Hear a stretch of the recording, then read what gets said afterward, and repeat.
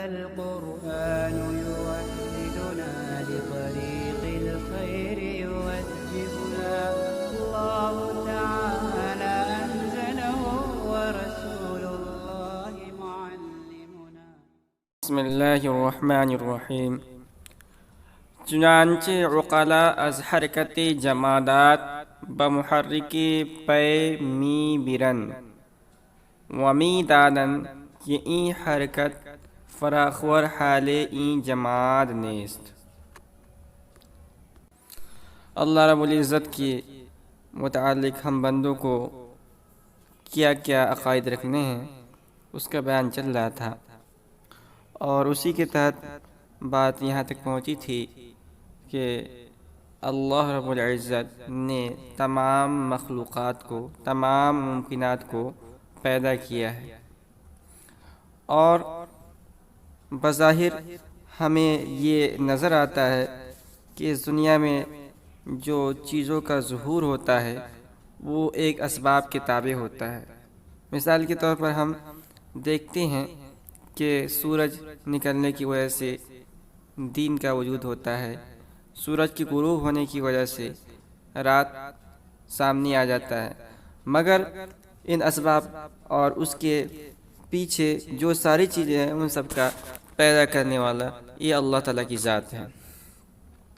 اور اسی کے تحت صاحب کتاب نے بیان کیا ہے کہ اگر ہم اس کے اندر غور و فکر کریں گے تو ہمیں اللہ رب العزت کی قدرت اور اس بات کا احساس ہو جائے گا کہ اس دنیا اور اس کے اندر جتنی چیزیں ہیں ان کا بنانے والا کوئی ایک ذات ہے جس نے اس کو بنایا اور ان کو چلا رہا ہے. کہہ رہے ہیں کہ عقلا یعنی عقل مند لوگ، جن کو قرآن کی اصطلاح میں کہا گیا ہے اولو الالباب کہا گیا ہے، عقل مند لوگ، وہ غور کر کے جمادات کے اندر، یعنی اللہ رب العزت نے جتنی بھی چیزیں پیدا کی ہیں وہ تین ہی قسم کی ہیں، یا تو حیوانات کے قبیل سے ہوں گے، یا نباتات کے قبیل سے ہوں گے، یا جمادات کے قبیل سے ہوں گے. سب سے اس میں اعلیٰ درجہ حیوانات کا ہے، اس سے نیچے درجہ نباتات کا ہے. حیوانات جیسے جاندار، انسان ہیں، جتنے جانور ہیں، جتنے چوپائے ہیں، سب حیوانات کے اندر آتے ہیں، یہ سب سے اوپر کے درجے کے ہیں. ان کے نیچے جو ہے نباتات ہیں، جس میں پیڑ پودے وغیرہ آتے ہیں، جن کے اندر نشو و نما کی صلاحیت ہوتی ہے. اور سب سے نیچے درجے کے جو چیزیں ہوتی ہیں وہ جمادات ہیں، جن کے اندر جمود ہوتا ہے، جن کے اندر حرکت نہیں ہوتی، جن کے اندر نشو و نما نہیں ہوتی. مثال کے طور پر پتھر ہیں.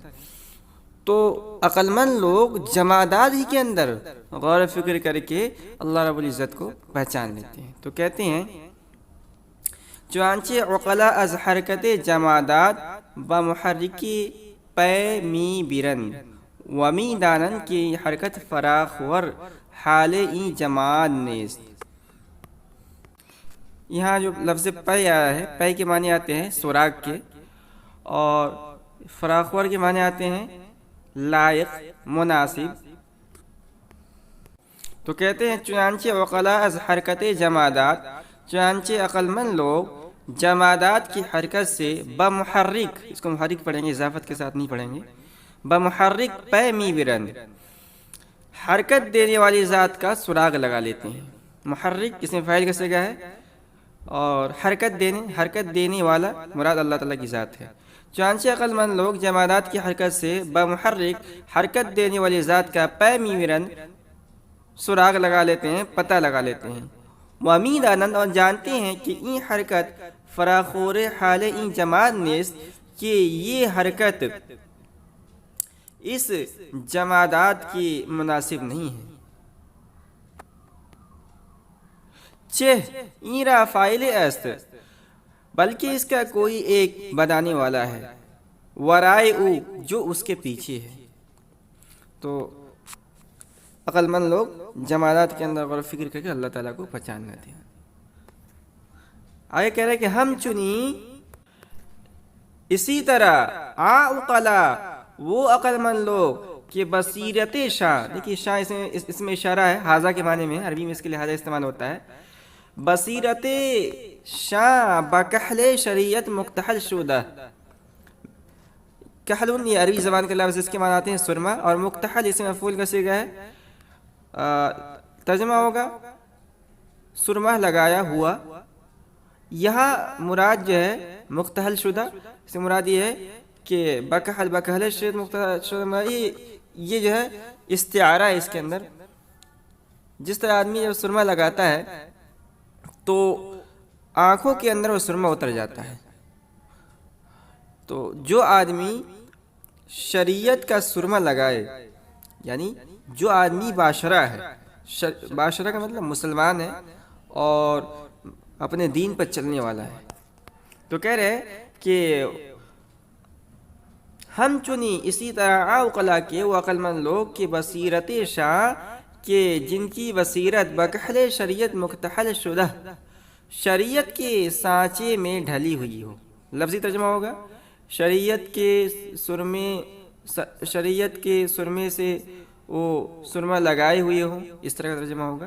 لیکن یہاں اصطلاحی ترجمہ کریں گے کہ جن کی بصیرت شریعت کے سانچے میں ڈھلی ہوئی ہو، یعنی جو باشرہ ہے اپنی شریعت کے موافق عمل کرتے ہیں۔ میدانن، وہ اس بات کو جانتے ہیں کہ ممکن بپیدا کردن ممکن دیگر، کہ ایک ممکن کا کسی دوسرے ممکن کو پیدا کرنا، گو فعل باشد، خواہ وہ کوئی فعل ہو، از افعال، افعال میں سے، یا عرض باشد از آراز، یا کوئی عرض ہو آراز میں سے، نمی تواد کرد، یہ ممکن نہیں ہے۔ آرے ای قدر فرق، اس قسم کا فرق در افعال اختیاریہ و حرکت جمادات، اور جمادات کی حرکت میں متحقق ثابت ہے۔ ایمان بنا واجب کے حق تعالی بندگاں را صورت قدرت و ارادہ دادا است، اور اس پر ایمان ضروری ہے کہ حق تعالی نے بندگاں را اپنے بندوں کو صورت قدرت و ارادہ دادا است، قدرت اور ارادے کی شکل عطا فرمائی ہے۔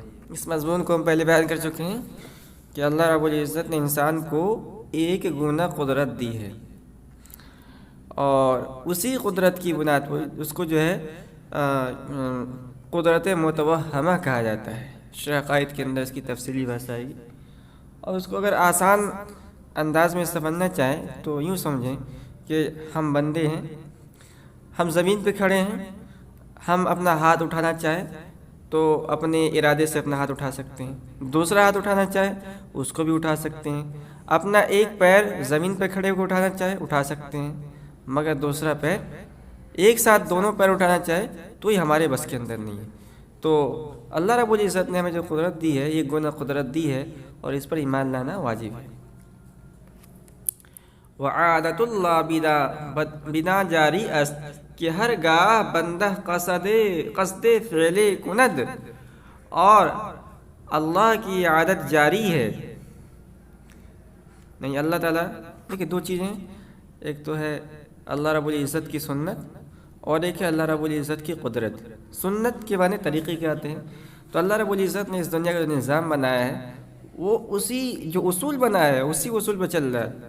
سنت اللہ ولن تجد لسنت اللہ تبدیلا، اللہ تعالیٰ کی جو سنت ہے وہ اس کے اندر تبدیلی نہیں ہوتی۔ اور ایک ہوتا ہے قدرت، جیسے یہ نظام ہے کہ مرد اور عورت، ماں اور باپ کے ملنے کی وجہ سے بچے کی پیدائش ہوتی ہے، مگر اللہ رب العزت کی قدرت یہ ہے کہ اللہ رب العزت نے حضرت عیسیٰ علیہ السلام کو اس سنت سے خارج کر کے اپنی قدرت سے صرف ماں سے پیدا کیا ہے۔ تو اللہ رب العزت کا یہ عادت، یہ طریقہ رہا ہے بنا جاری ہے، اس اللہ رب العزت کا یہ طریقہ جاری ہے کہ ہر گاہ بندہ قصد فعل کند، کہ جس وقت بھی کوئی بندہ کسی کام کا ارادہ کرتا ہے، حق تعالی فعل را پیدا کند، تو اللہ تعالیٰ اس فعل کو اس وقت پیدا کر دیتے ہیں۔ وبہ وجود آرد، اور وجود میں لے آتے ہیں۔ تو کرنے والی ذات تو اللہ کی ہے، مگر اس میں ایک گناہ بندہ کی قدرت ہوتی ہے جو اللہ نے دی ہے، اور بندہ جب بھی کسی نیک کام کا ارادہ کرتا ہے یا گناہ کا ارادہ کرتا ہے، اسی وقت اللہ رب العزت اس کام کے وجود سے سیکنڈ پہلے اللہ رب العزت جو ہے قدرت اس سے متعلق ہوتی ہے، کیا کہتے ہیں، ارادہ جو ہے اس سے متعلق ہوتا ہے، وہ چیز وجود کے اندر آ جاتی ہے۔ وبنا برہمی صورت ارادہ و قدرت بندہ را کاسب گوین، اور اسی ارادہ و قدرت کی شکل عطا ہونے کی وجہ سے بندے کو ہم کاسب کہتے ہیں۔ کاسب یعنی کرنے والا، بندے کو ہم ان افعال کا خالق نہیں کہتے، یعنی بندہ ان افعال کو پیدا کرنے والا نہیں ہے، بلکہ بندہ ان افعال کو کرنے والا ہے۔ خالق ان افعال کا اللہ رب العزت کی ذات ہے۔ ومدح و ذم و ثواب و عذاب برعام مترتب است، اور مدح کے معنی آتے ہیں تعریف، ذم کے معنی آتے ہیں برائی، ثواب کے معنی آتے ہیں کسی چیز پر وعدہ، اور عذاب کے معنی آتے ہیں کسی چیز یا کسی عمل پر وعید۔ کہہ رہے کہ ومدح و ذم و ثواب و عذاب، اور تعریف اور برائی اور ثواب اور عذاب برآ مترتب است، اسی پر مترتب ہوتا ہے، اسی پر اس کا ترتب ہوتا ہے۔ تو اسی بنیاد پر آخرت کے اندر بندے کو نیک اعمال کی بنیاد پر ثواب ملے گا، اور برے اعمال کی بنیاد پر گناہ ملے گا، اور انہی افعال کی وجہ سے اللہ کی تعریف بھی کرنے والے ہیں اور کرتے ہیں، اور کسی کی مذمت بھی کرتے ہیں۔ کہہ رہے ہیں انکار فرق درمیان حرکت جماد و حرکت حیوان کفر است۔ کہہ رہے ہیں جمادات اور حیوانات کی حرکت میں انکار کفر ہے، وہ خلاف شرع، اور شریعت کے خلاف ہے، وہ خلاف بداہت عقل، اور عقل کی بداہت کے خلاف ہے۔ کیوں کفر ہے اور یہ کیا کہتے ہیں شریعت کے خلاف ہے اور عقل کی بداہت کے خلاف ہے؟ اس لیے کہ یہ حیوانات اور جمادات کی حرکت کا انکار کرنا، یہ خدا کی قدرت کا انکار کرنا ہے۔ اللہ رب العزت نے ان کے اندر جو ایک طاقت دی ہے، قوت دی ہے، وہ اسی وجہ سے جو ہے وہ ان کے اندر حرکت کا وجود ہوتا ہے، اور وہ بڑھتے ہیں، نشو و نما ان کے اندر ہوتی ہے، اور وہ پروان چڑھتے ہیں۔ وغیر خدا را خالق چیزیں از اشیاء دانستن ہم کفر است۔ کہہ رہے ہیں کہ اور اسی طرح غیر اللہ کو خالق چیزیں از اشیاء میں سے کسی چیز کا خالق جاننا ہم کفر است، یہ بھی کفر ہے، یہ تو بالکل شرک کے درجے میں جانتے ہیں۔ لہٰذا پیغمبر صلی اللہ علیہ وسلم، اب دیکھیے جو مضمون بیان کیا نا، وغیر خدا را خالق چیز از اشیاء دانستن ہم کفر است، یہ عقیدہ ہے، اور اسی پر اگلا جملہ متفرع ہے۔ کہہ رہے لہذا پیغمبر صلی اللہ علیہ وسلم قدریہ را مجوس امت گفتہ داد، کہہ رہے اسی وجہ سے اللہ کے رسول صلی اللہ علیہ وسلم نے فرقہ قدریہ کو مجوس امت فرمایا ہے۔ دیکھیے بہت سارے فرقے وجود کے اندر آئے، پیغمبر اسلام صلی اللہ علیہ وسلم نے اس کی پیشن گوئی کی تھی کہ بنی اسرائیل 72 فرقوں میں بٹ گئے تھے، اور ہم 73 فرقوں کے اندر بٹ جائیں گے۔ امت محمدیہ سب کے سب جو ہے وہ ہالک ہوں گے، اور ایک فرقہ ناجی ہوگا۔ تو ان جو 73 فرقے ہیں، اس میں سے ایک فرقہ قدریہ ہے، ایک فرقہ جبریہ ہے، قدریہ ہے، بہت سارے فرقے ہیں جن کو ہم عقیدۃ الطحاوی عقائد کو جو کتاب ہے اس کے اندر ان کی تفصیلات کو دیکھ سکتے ہیں۔ تو ان میں سے ایک فرقہ قدریہ، یہ معتزلہ کا فرقہ ہے، اور اس بات کا قائل ہے کہ انسان اپنے کاروبار میں مستقل قدرت کا مالک ہے، اور انسان اپنے افعال کے خود خالق ہے۔ ہم اہل سنت والجماعت کہتے ہیں کہ انسان اپنے افعال کا خالق نہیں ہے بلکہ کاسب ہے، اور وہ کہتے ہیں کہ انسان اپنے افعال کا خود خالق ہے، حالانکہ تمام چیزوں کا پیدا کرنے والا، تمام چیزوں کا خالق اللہ رب العزت کے ذات ہے۔ کسی بھی چیز کو، جتنی بھی چیزیں دنیا کے اندر، ذرہ سے لے کے جتنی بھی چیزیں ہیں، سب جو ہے یہ سب کے خالق اللہ رب العزت ہے۔ اب اگر کوئی یہ کہے کہ نہیں، اس کا خالق جو ہے، مثال کے طور پر ہم جو برے افعال کرتے ہیں اس کا خالق جو ہے یہ بندہ خود ہے، تو یہ شرک ہے۔ یہ اس بات کے اندر شریک ماننا ہے کہ اللہ رب العزت کے جو خلقت ہے اس کے اندر کوئی دوسرا بھی شریک ہے۔ اس لیے پیغمبر صلی اللہ علیہ وسلم نے اب اس فرقے کے پیدا ہونے سے پہلے ہی اس کی پیشن گوئی کر دی تھی۔ ابو داؤد کی حدیث ہے جس کا یہاں انہوں نے صاحب کتاب نے فارسی میں تذکرہ کیا ہے کہ اللہ کے رسول صلی اللہ علیہ وسلم نے ارشاد فرمایا تھا کہ قدریہ اس امت کا مجوس ہے۔ مجوس یہ ایک مشرک قوم ہے، اور جب اسلام اس دنیا کے اندر نہیں آیا تھا، اسلام آنے سے پہلے اس زمانے کے اندر دو سپر پاور مملکتیں تھیں، ایک جو ہے قیصر اور دوسرا کسریٰ۔ ہم پڑھتے ہیں تاریخ اسلام زمانہ جاہلیت کی جو تاریخ ہے اس کے اندر یہ دو نام کافی آتے ہیں۔ تو اس میں سے جو کسریٰ یہ لوگ مجوسی تھے۔ مجوس یعنی آتش پرست تھے، آگ کی پوجا کرتے تھے۔ جب حضور پاک صلی اللہ علیہ وسلم اس دنیا کے اندر وجود آئے تو وہ جو ہزاروں سال سے آگ جلا کر انہوں نے رکھا تھا جس کی پوجا کرتے تھے، اللہ کی قدرت کہ وہ آگ بجھ گئی۔ بہرکیف تو مجوسی جو تھے یہ اللہ کی پوجا نہیں کرتے تھے، اللہ کی عبادت نہیں کرتے تھے، بلکہ یہ آگ کی پوجا کرتے تھے۔ اللہ کے رسول صلی اللہ علیہ وسلم نے فرمایا کہ قدریہ جو بظاہر اپنے آپ کو اسلام کا فرقہ کہتا ہے، اپنے آپ کو مسلمان بتلاتا ہے، مگر وہ مسلمان نہیں ہے، وہ اس امت کے مجوس ہیں۔ ان کا حکم وہی ہے جو مجوسیہ کا حکم ہے۔ جس طرح مجوسی لوگ غیر مسلم ہیں، اسی طرح یہ فرقہ بھی غیر مسلم ہے۔ ابو داؤد کی حدیث ہے۔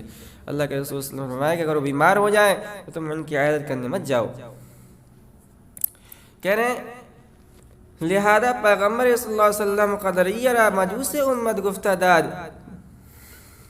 اسی لیے پیغمبر صلی اللہ علیہ وسلم نے فرقہ قدریہ کو اس امت کا مجوس فرمایا ہے۔ کیوں فرمایا؟ اس لیے کہ وہ اللہ تعالیٰ کی خلقت میں غیر کو بھی شریک مانتے ہیں، بندے کو بھی شریک مانتے ہیں، خواہ وہ برے افعال کے سلسلے میں ہو، افعال وہ خالق ماننے میں ہو، یا اچھے افعال کے خالق ماننے ہو، یا کسی اور چیز کے اندر ہو۔